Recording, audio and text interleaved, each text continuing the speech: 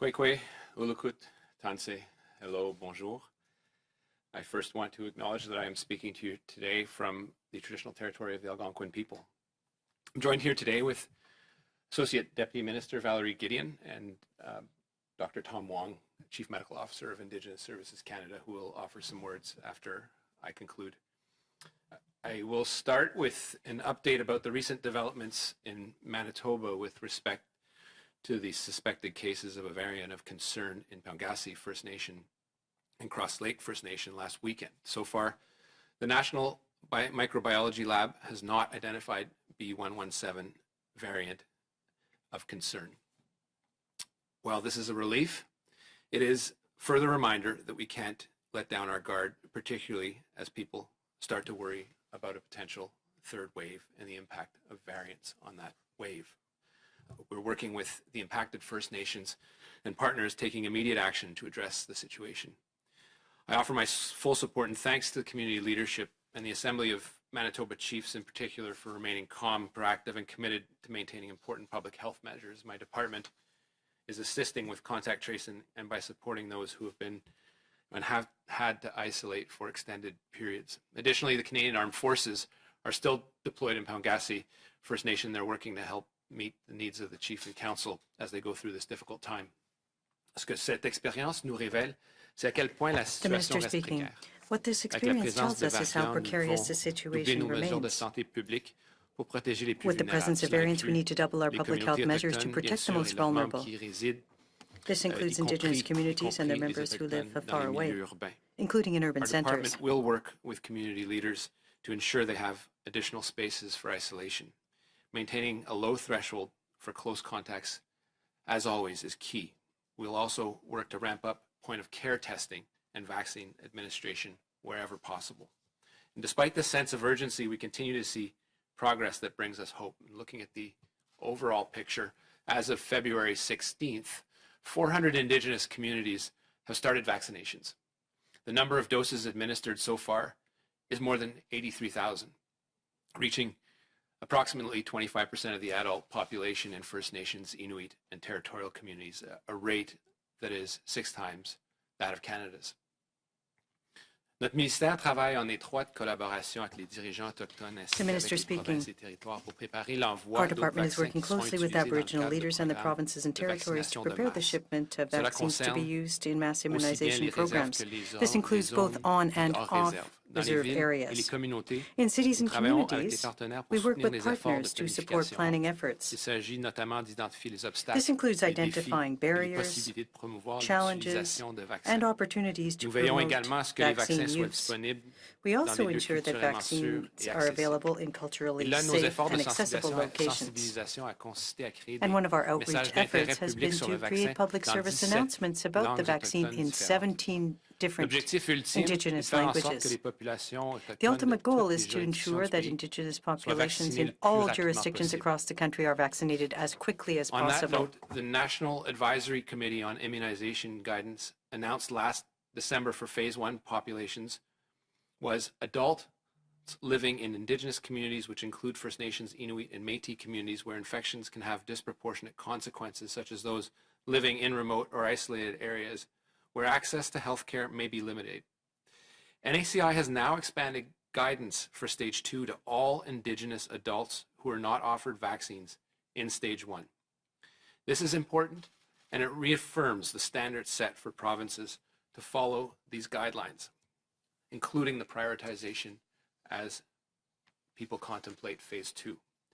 As I've said before, it's a race to vaccinate the last person and not the first.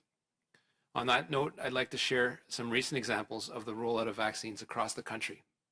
Starting in Alberta, the Kahewin Cree Nation received 100 doses of the Moderna vaccine. The nation held a ceremony to recognize the event. The community has vaccinated elders and senior women first, following the Cree principle that women provide light and protection to future generations. In Manitoba, a vaccination pop-up site has opened in the urban center of Winnipeg. It'll be used to vaccinate Indigenous healers, knowledge keepers, and healthcare workers employed in First Nations communities. The site will be able to administer almost 900 vaccinations in the next week or so. Creating the site was a cooperative effort among First Nations health professionals in the province. In Nunavik in northern Quebec, which has a large Inuit population, a campaign is underway to vaccinate residents over 18. Health officials are aiming to vaccinate 3/4 of the population within 3 weeks, and they're currently on track. Already 1 in 5 residents have received their first dose of the Moderna vaccine, and health officials have also launched an awareness campaign with many Inuit leaders participating to promote the safety and effectiveness of the vaccine. And vaccinations are also progressing in Yukon. The territory is using 2 mobile clinics to bring vaccines to people in rural communities. These teams have visited all the communities and have administered the first dose and are starting to go back to administer the second dose. This past Friday, the Yukon government also announced that they would be receiving 16,100 doses of the Moderna vaccine by the end of the month, and this will allow them to start clinics that will be open to all residents. So far, Yukon has vaccinated 23.5% of its adult population. And in Ontario, where vaccination teams under the direction of Orange are traveling to 31 northern remote Anishinaabe Nation communities and Moosonee, they're close to their end goal of having 70% of Ontario's Northern First Nations community members vaccinated. Additionally, the provincial government has deemed all Indigenous adults as part of the priority group for the next round of vaccinations, and this is great news. While we see strong uptake in many pockets of the country, vaccine hesitancy remains a concern. And to respond to this, Indigenous leaders across the country have been helping to educate their communities about the vaccines. For example, in Ontario, the Women's College Hospital Indigenous Health Unit, along with other partner organizations, has launched an online education portal. It's called Sharing Medicine, and it will provide culturally relevant information that is tailored to First Nations, Inuit, and Métis communities about the medical concepts related to COVID-19 vaccines. Another example is in British Columbia. The Hausit First Nation has been vaccinating their people the Hausit way. They have embedded the traditions of their culture into the vaccination process to make community members more comfortable. Chief Greg Louie and other leaders informed community members about the vaccines. They held a public Q&A session with their medical officers and tribal council nurses. Cultural heroes have also brushed members with cedar and gave every elder a blanket as a gift after they received the vaccine. The health and safety of Indigenous peoples remains our top priority, and we continue to support communities in a number of ways. Due to the pandemic, many Indigenous communities have seen a marked drop in their own source revenues, such as business income, revenue sharing, or taxes. As announced in the fall economic statement and highlighted last week, our department recognizes the challenges that this loss in revenue has created. And to respond and support communities, we've committed $332 million in funding so that Indigenous communities can continue to provide important programs and services to their members as they normally would. Alongside Indigenous-led institutions such as the First Nations Tax Commission and the First Nations Financial Management Board, we're working to design the program and provide support to communities in the rollout of these funds, and we anticipate that a call for applications will be launched as early as this spring. I'd now like to provide an update on the number of cases.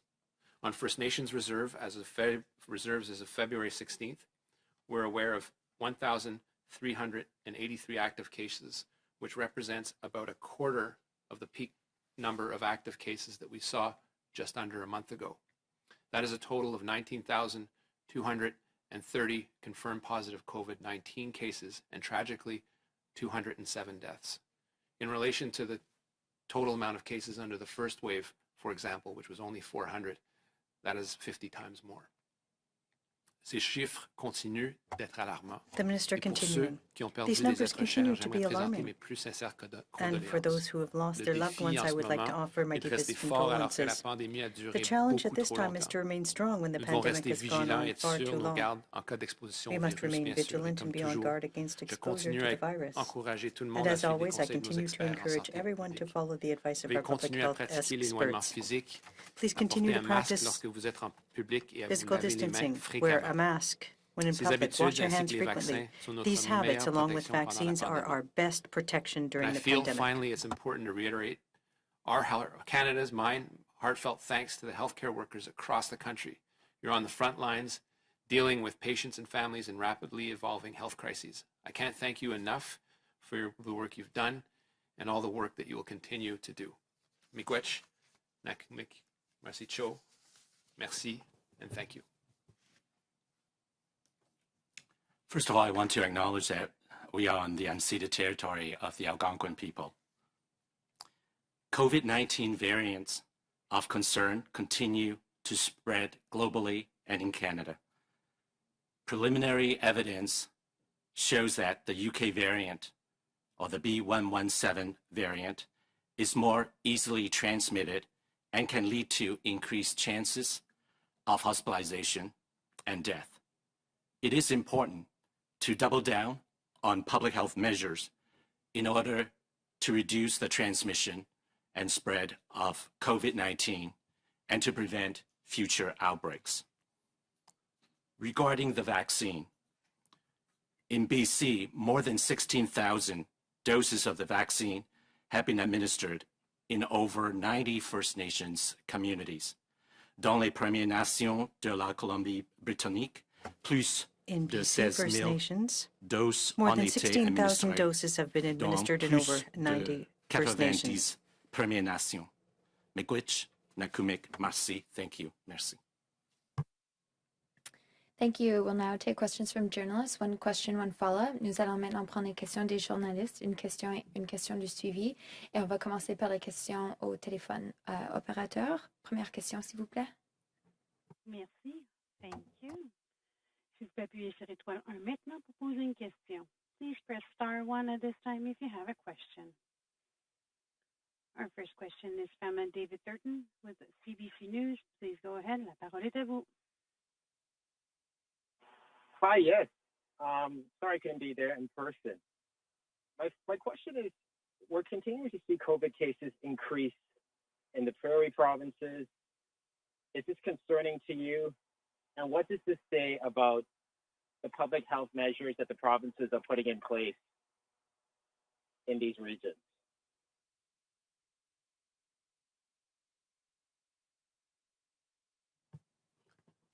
Thanks, David. Too bad you're not here in person. We have seen, and the numbers bear it out, particularly in the Prairie provinces, Alberta, Manitoba, and Saskatchewan, really scary spikes, particularly in Indigenous communities. It is no secret that the opening up of the economies at the end of the summer created that catalyst. There are many factors that went into that. I think we all let down our guard. And what we see on a daily basis at Indigenous Services Canada is that it's very difficult as a policy measure to ask Indigenous communities to do something that you yourself are not prepared to do. Yet the reality of the vulnerabilities that we see, which is anywhere between 3.5 to 5 times the rate of susceptibility to getting COVID for various socioeconomic reasons that we've all been through and keep talking about. And I think we will have to keep talking about that after COVID is over, as to how we eliminate that socioeconomic gap that has created social determinants of health that have just made Indigenous populations much more vulnerable. We know that we have to deploy extraordinary measures into communities, as measures that may seem benign can affect Indigenous communities in a disproportionate fashion. As people move in and out of communities, as economies, people toy with opening up the economy. That is something that can have dire impacts on Indigenous communities, and we see that. We see that scare with respect to variants getting into communities, and so, we're all in this together. We're pulling together with provinces. We feel very strongly that any measures that are taken need to follow the science, and the science is showing that we're still very much at risk as a country, and none more so than Indigenous communities, who have really, really fought and continue to fight overwhelming odds. This is not an invention. The NACI, with their new guidelines, supports this view. That is why Indigenous communities are prioritized under phase 1 and the top of phase 2, whether they are in community or not. And that's the approach that we have to take. I think if we want to see a third wave, the best way to see a third wave is to ignore the science. And what we encourage in all our trilateral tables, most of which are not in front of cameras, are to keep following those guidelines and keeping people safe. And I think the question we ask to our partners, Indigenous partners, federal, provincial partners, is how can the federal government help more? And that's what I'm squarely focused on, David.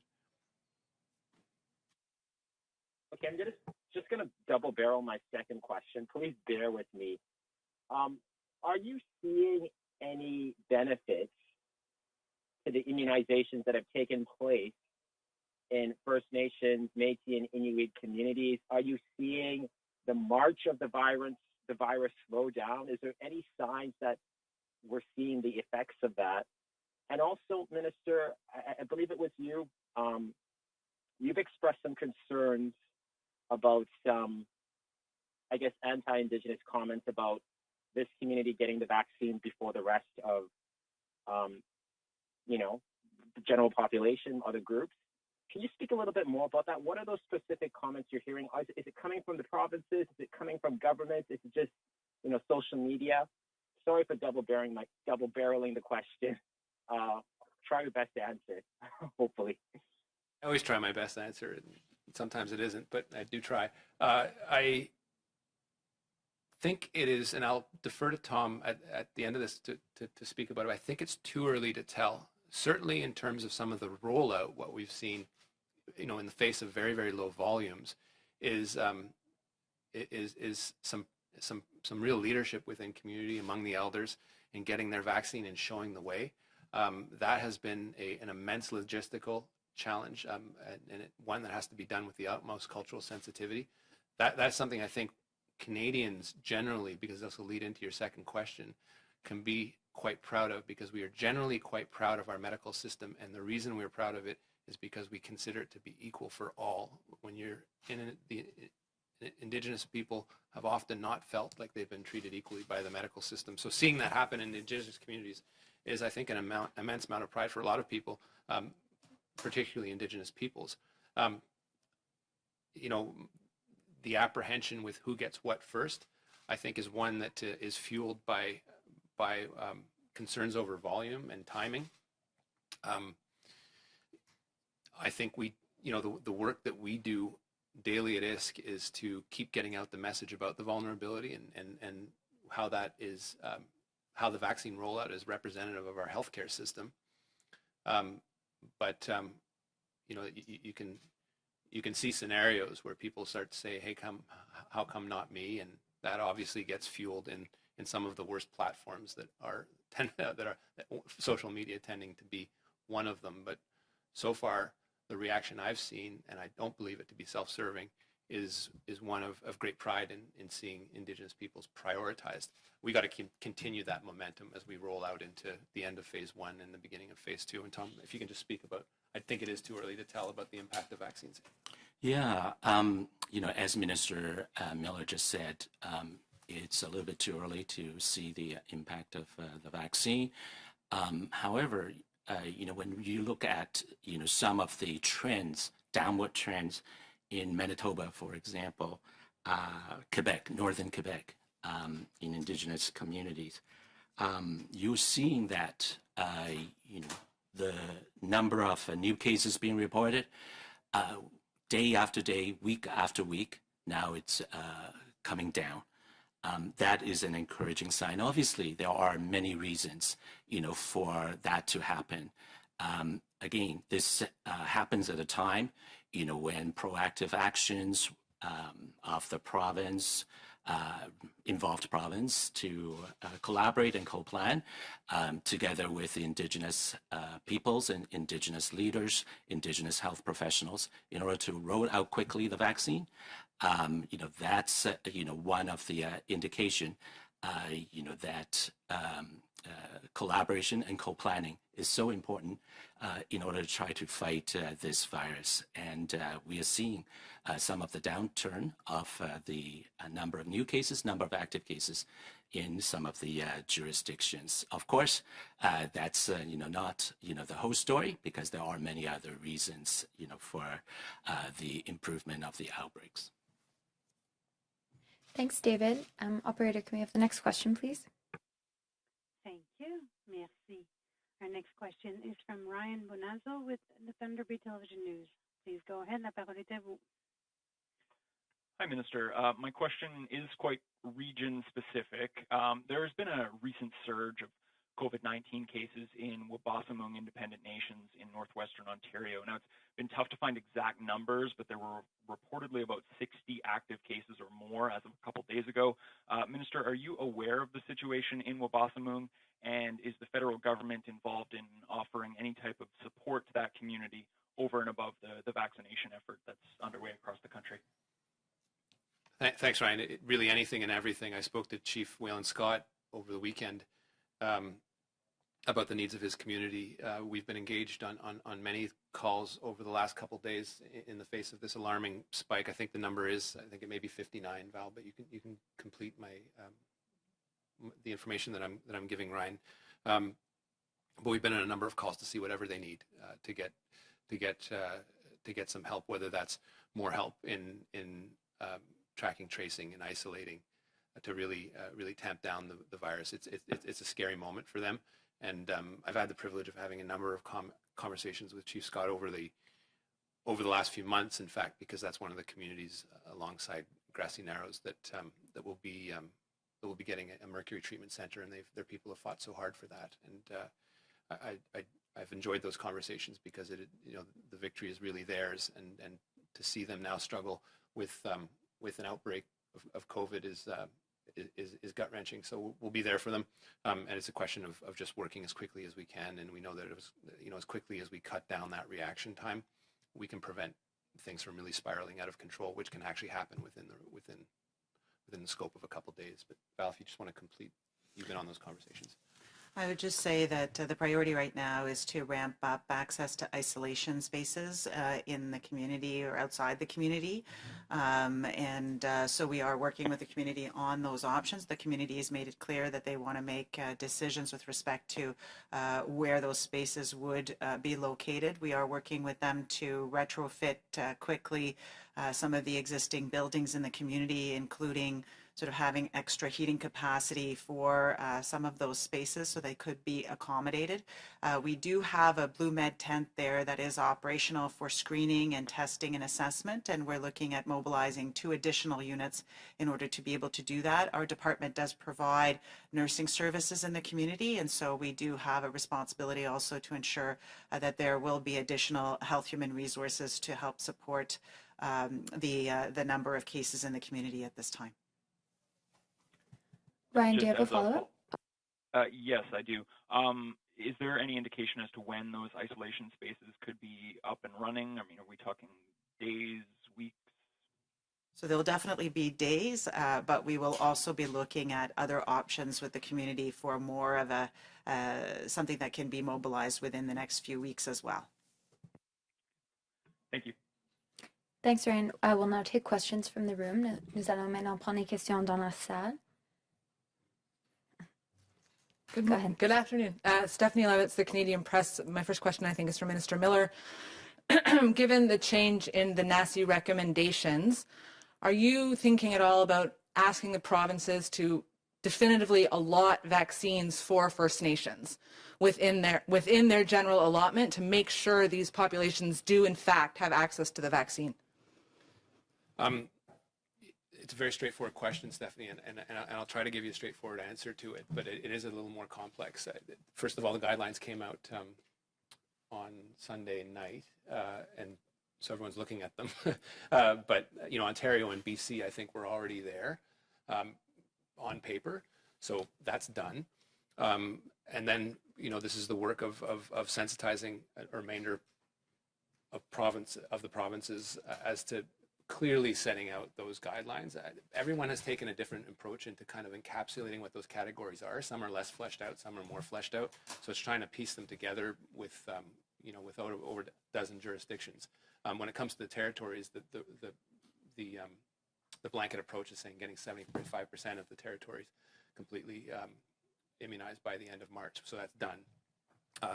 It's a remaining challenge that we'll be working at the trilateral tables, in particular with provinces, as we underscore the importance of just respecting the sciences. Are we there yet? I think I think we're pretty close.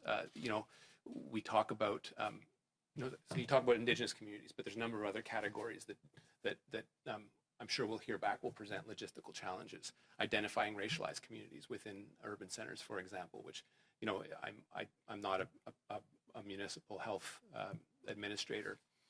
So, I can understand that there will be logistical challenges, but what the science is saying is get those vaccines to those people because they're the vulnerable ones. They're the most susceptible of getting COVID. And the more people that get COVID, the more variants are created. So it just makes sense.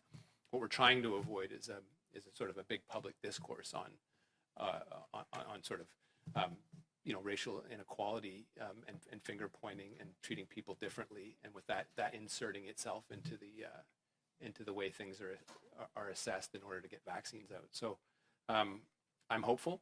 A lot of this work has to continue. This is crunch time now, with larger volumes coming in at a rate for the short term of 400,000 Pfizer vaccines per week, with an uptick in Moderna vaccines. There's a whole logistical challenge in trying to parse that out and see where they go. Some, obviously, as we've said before, the Moderna solution provides a number of opportunities in terms of its mobility that Pfizer doesn't yet, but also ramping out how we get ultra cold freezers out into perhaps areas that weren't amenable to Pfizer vaccine is something that needs to be thought out. But that's always sort of logistical planning. And my question to provinces as they assess what NACI has come out is, how can the federal government help? What assets? Here are assets that we have. How do you need them? And how can we allow you to leverage your assets to make sure your priority populations are vaccinated? And I'm quite confident. But I've seen leadership reach out and they're willing to do it. So there will be frustration for sure, but I think that everyone realizes the importance of those priority populations. And then just as a follow-up on the subject of federal assets, I'd like to know about rapid testing and the rapid testing kits that the federal government has at its disposal. There's been some complaints the provinces aren't using them enough. Do you see room for the federal government to step in and assist with providing more rapid testing resources to First Nations communities? And I'll pull a David and double barrel and ask also about the new variants and whether you're ramping up any serological testing on First Nations, increasing that capacity so that we make sure, we know that those variants are there or not, as the case may be.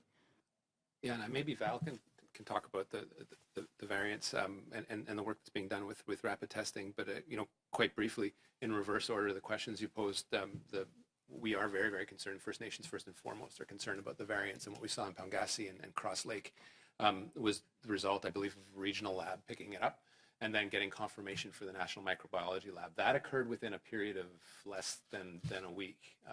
The results came in last night being negative. It isn't a variant, but there's thousands of variants out there. This B117 is obviously one of concern because of the apprehended, virulence of it.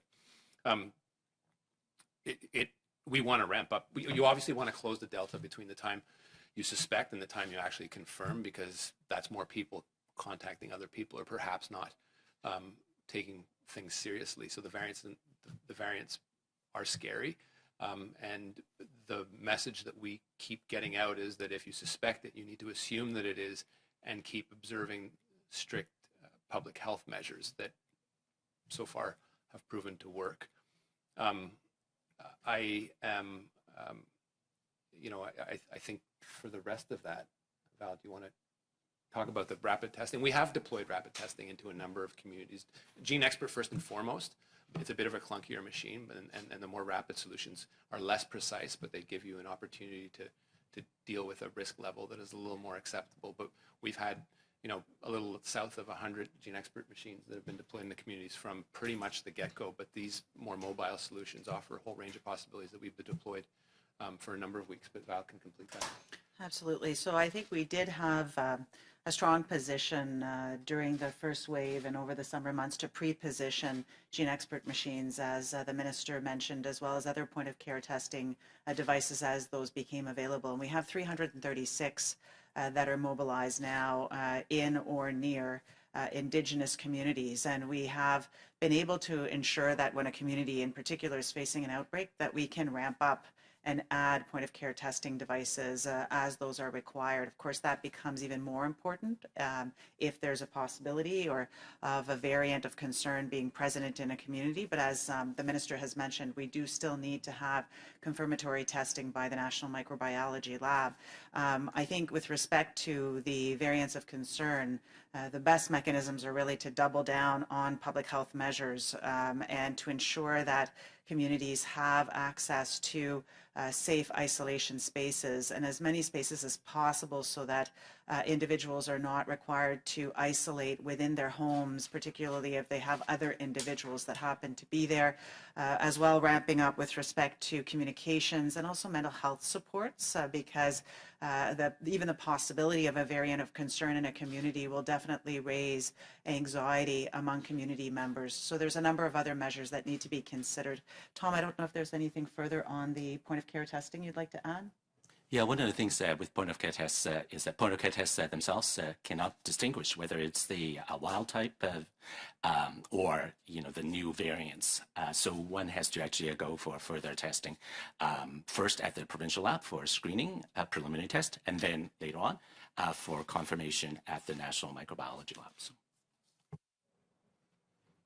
Thanks, Stephanie. Go ahead. Minister Michael Couture with Global National. I'm going to try not to double barrel this question, but it seems like it's the way everybody else is going, right? So I wanted to ask you specifically about the variant and maybe help people understand how much more quickly it could spread through Indigenous communities because of the different living conditions there. And given that, you said that if we want to avoid a third wave, we need to follow the science. But it sounds like what you're saying is how worried you are that we're reopening too quickly because it could get more into the community and expose people to this third wave, to these variants. So how concerned are you that if it does get into a community that it will just spread like wildfire? I don't think I can be any more concerned. It's just based on what we've seen. I think that the scariest over the last little while was over Christmas in Shamattawa that had a positivity rate that was way past 50%.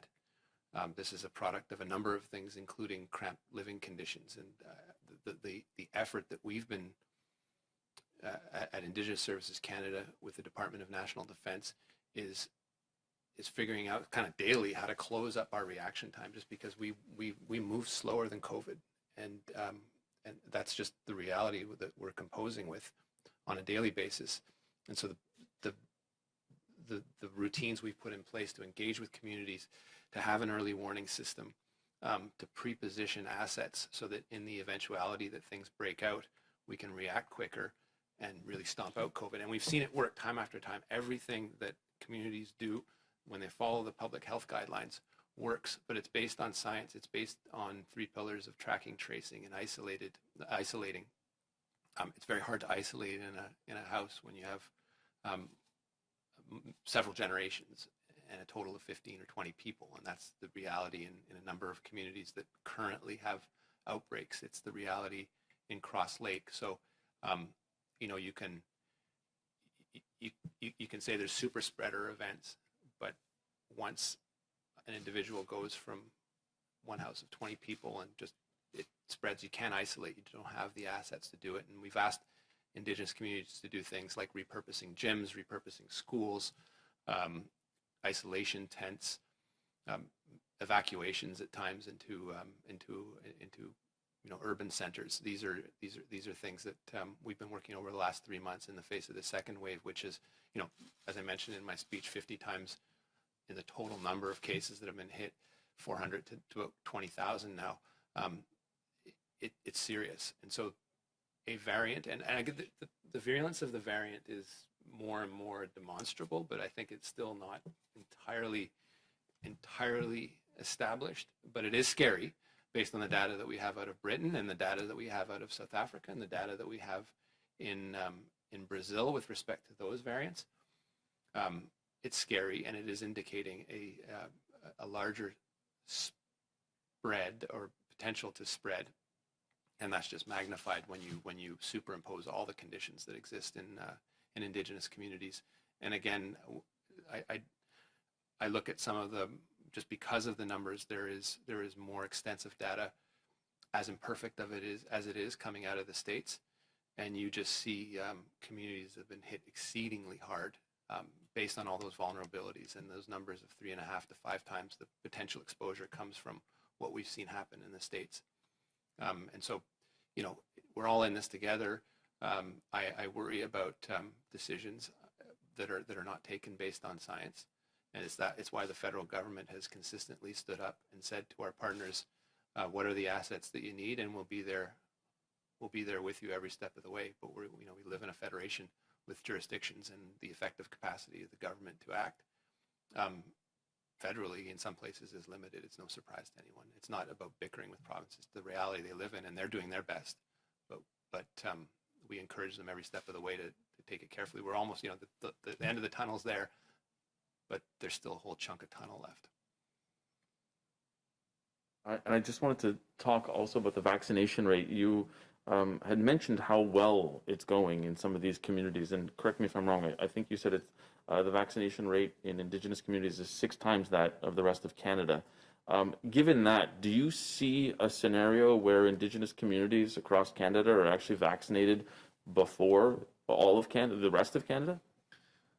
Well, if you follow the NACI guidelines, it's what we would like to see. We've clearly at the outset with the December recommendations, we came to an agreement with territories in particular to have 75% of their populations vaccinated by the end of March. In the case of Nunavut, that is overwhelmingly Inuit. That would mean 75% of their population Indigenous vaccinated. The percentages are still, so there's wild swings, and it's a bit uneven because we do have large chunks of northern and remote communities that with respect to which we have a goal of 75%. BC has stated that it is aiming to get their communities vaccinated by the end of the first quarter, or if not, a few weeks into the second quarter. I can't recall. That's what we'd like to see happen, because that's what the science is telling us to do. That's why I'm saying it's crunch time now to get things deployed into communities to ensure that that access to the vaccine is there. And when I said uneven, 75% in some communities, and then in some communities in the South, it's still been restricted to frontline workers and people living in elderly homes. So it's a little uneven, and I was a little hesitant to use that percentage, but it's a good picture for Canadians to say that we are getting that out into communities. There are hundreds of them, so it's still a huge logistical challenge. But as of yet, in the face of low volumes, that's still very much an uneven distribution. And now what the NACI is saying is we need to complete phase 1 and move into phase 2, prioritizing all Indigenous adults. Thanks, Mike. Kristen, would you like to go ahead? Tanse, good afternoon. Kristen Achkete, CTV National News. There could be some overlapping with regards to the previous question, but with the smaller shipments of Moderna vaccines coming in over the last few deliveries and no specific shipment details released yet for next month, what have you heard on that front? Are you concerned about getting Indigenous communities the vaccines they need moving forward? And this is specifically Moderna. And thanks, Kristen. It's an important subset of what question Mike asked, and I think it deserves clarification. I think we've seen numbers of initially Pfizer. We only had a few dozen locations that were where you could deliver and preserve the cold chain, the ultra level of cold that the Pfizer vaccine has to be maintained at. We're slowly expanding that, knowing that we can do it, and that will include Indigenous communities. The solution that was preferred by the territories at the very beginning was Moderna vaccine. So I'm not too concerned, and I'm looking at Tom's not. If Tom looks concerned, I look concerned. He doesn't look concerned, but I need to see the shipments come in. But I'm confident with respect to Moderna and the North. In terms of adapting to the higher Pfizer volumes and the prioritization that NACI has put forward, that is a logistical challenge that we're willing to step up and meet. Some of the communities in the quote-unquote South have access to Pfizer, and it's a question of just getting it in there. I know BC is using Moderna in large part, but they're not excluding the use of Pfizer for that matter. So it's it's less of a policy concern, I think, than it is more of a logistical one, and getting your hands on these ultra low temperature fridges and getting them in place and having, you know, a seamless chain of cold where you can ensure that the vaccine doesn't perish. And my other follow-up is, can you give us an update on the Pimicikamak First Nation? That community is still waiting for results to see if they have any variant cases, from my understanding.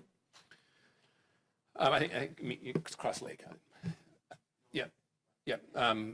I did have a chance to speak to Chief David Munias over the weekend as well, and I don't know if that result in particular is one case that they were screening for. I don't think that case is back, but they're treating it in the same way as if it were a variant. So really clamping down and working with our teams to ensure that all the public health measures are in place, completing their tracking and tracing and isolation process, and we're there to help and to continue to help. But I've been in pretty constant communication with Chief Munias, who texts me, and if there's concern, and we're just willing to help in any way. You know, presuming that it is the variant is good practice until proven otherwise. And I know we got the results for Pangasi, and I'd have to check that we'd gotten the ones for Cross Lake. I think it was only one sample. So Tom says not yet. So it's not yet. Thanks, Kristen. And we have one more question over the phone. Operator. Thank you. Merci. Our question is from Christian Noël de Radio-Canada. Please go ahead. La parole est à vous. Christian Noël from Radio-Canada. Question. Bonjour. Good afternoon, Mr. Miller. Good afternoon. I have a question that's a bit off topic from today's press conference, but I'd like you to talk about an overrepresentation of Indigenous peoples in the correctional facilities. This issue needs to be addressed now in terms of individuals in the system. Reply from the Minister. That's a very important question. We know that nationally, the incarceration rate of Indigenous people is 5 times as high as average.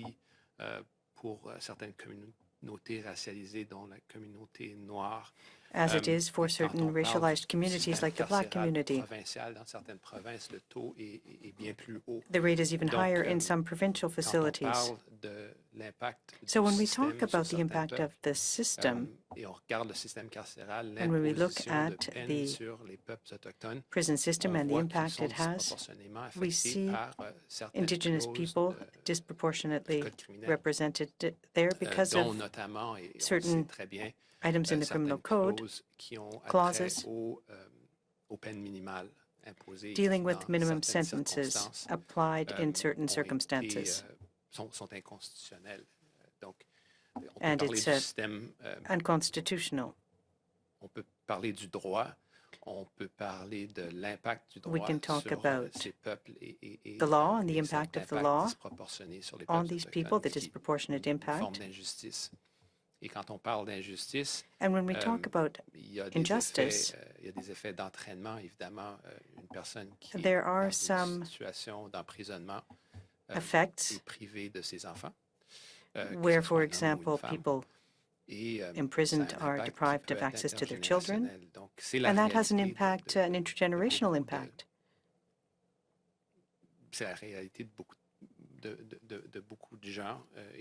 That's the reality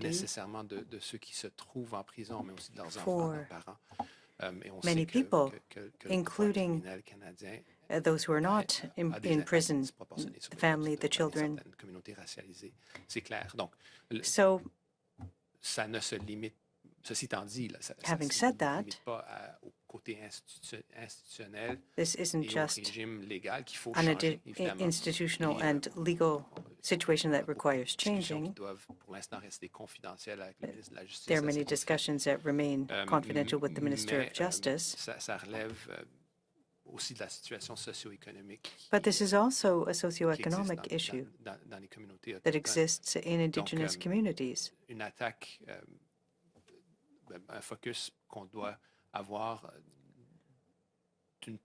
So we need to pour vraiment focus, pallier à ce qui est, quand on regarde le système, une injustice because when we look complète at pour les peuples autochtones.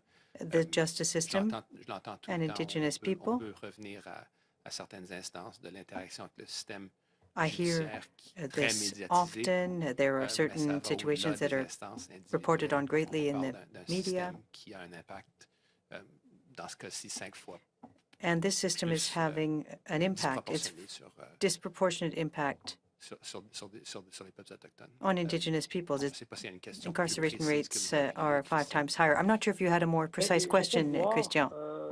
Question. Si avoir une façon de déjudiciariser certaines accusations ou certaines What about interactions, quel genre d'effet cela pourrait avoir diversion? dans certaines communautés? Would that have an impact in certain communities, diversion measures? Ben, les gens peuvent, Reply, the minister. l'impact, c'est que les gens vont Well, the pouvoir impact avoir leur vie. is that people Euh, would Et c'est une approche qui se doit d'être une have approche their lives d'ensemble, back. It's a accompagnement avec comprehensive la communauté, approach that would involve infrastructure adéquate pour accompanying accompagner les them gens in qui the sortent de community prison, when s'assurer they qu'ils ne se leave retrouvent pas the institution, en situation d'illégalité, to ensure that s'assurer they're que not les interventions avec les in a autorités, situation que ce soit involving policière ou future judiciaire, n'aient pas un préjudice illegal disproportionné sur ces gens-là. issues. C'est tout, But c'est it's, ce qu'on a vécu, parce que c'est la réalité well, vécue it's de beaucoup de personnes qui the se sentent reality davantage interpellées. of many On people. l'a vu, on l'a vu, vous avez certainement vu, tout le monde en parle. You On sait que c'est undoubtedly un problème saw, qui persiste tout le monde en parle. Et qui est difficile à It's a problem that régler. continues. It's Mais difficult to c'est resolve. cette approche d'ensemble qui, And that it's the overall sur lequel il faut approach, the comprehensive focaliser, approach non that we need to sur focus, une injustice en particulier. not on a Quoique specific ces injustices, injustice. quand on les voit, peuvent être Although when criants. we see them, L'approche que veut they are glaring. l'approche du ministre de la Justice à cet effet-là The approach of the d'essayer Minister of d'attaquer ce Justice problème par is une to approche deal with d'ensemble, c'est-à-dire the on a une issue révision from a des lois à faire, comprehensive certes, mais position. comment accompagner des gens qui se sentent We have qui laws, sont but how do we marginalisés par le deal with système de people who justice feel qui that se they are doit d'être égal? marginalized by the justice Sorry, system? can you also repeat that in English, please? A number of reporters are to the back. Yeah, I mean, to extend that it'll be any clearer in what I said, I'm glad to. You know, I think one of the things that we've struggled with, and I think Canadian society struggles with, is one, acknowledging systemic racism, and as it comes to its Indigenous peoples and racialized peoples, particularly the Black community, with the judicial system, you see rates of incarceration 5 to 6 times the national average, and in certain provincial incarceration systems. I'm translating liberally from French, so I forget what the English is called. Mike, you can correct me. You're lost. You see rates that are much higher, and for example, the rates of incarceration in Saskatchewan. These are things that we need to attack in sort of what we say is a holistic approach that includes, most importantly, a review of mandatory minimums, which in some cases have been held by the courts to be unconstitutional. This approach isn't limited to a simple review of the penal code or a simple review of the prison system, but also how the prison system has a disproportionate effect and impact on Indigenous peoples, and ensuring that we have the socioeconomic supports for Indigenous communities. We close socioeconomic gaps. We know the intergenerational effect that someone in prison, whether it's a man or a woman, can have on the children, because that's that's perhaps another child that's taken into custody, which is what we're facing on another front, but it's integrated into this reality as well, and that can have carry-on effects on communities. So it isn't a simple. What I think I want to say is this isn't a simple. It's not an easy reform of laws, but a whole comprehensive look at how the justice system disproportionately impacts Indigenous peoples, and that's a real challenge that exists at the federal level as well as at the provincial level. And I think we've seen highly mediatized instances over the last little while of very negative interactions with the justice system, including the police, which is unacceptable. And if your principle of justice is based on fairness and equality. Thank you. Stephanie, did you have one more question? It's like a data question. Last one. Literally just a numbers question. You referenced the rate of vaccinations for First Nations. Are you able to tell us how many people have now received the full 2 shots of either Pfizer or Moderna in terms of numbers of actual people? We can preliminarily. I think Tom is jumping at the mic here, but I do have that rate. It's very preliminary, and numbers are coming in. It's low numbers, but they're coming in real time. So I don't want to speak too authoritatively to it, but I do get a column with numbers on one side. Yeah. As you actually see, the second dose is only starting to get into the arms of individuals, both across Canada and certainly in Indigenous communities, and that percentage is at this point still very, very small. So because the time between the first dose and the second dose depends on the vaccine, it's either 3, 4 to 6 weeks out. And in some jurisdictions where there's limitations on the supply of the vaccine, the stretching, try to get as many of the doses into the first doses into the communities as possible. So therefore, that percentage at this moment is less than 5%. So compared to the first dose. Thanks, Stephanie. And this concludes today's press conference. Ceci conclut la conférence de presse. Merci. Thank you. Merci. The conference has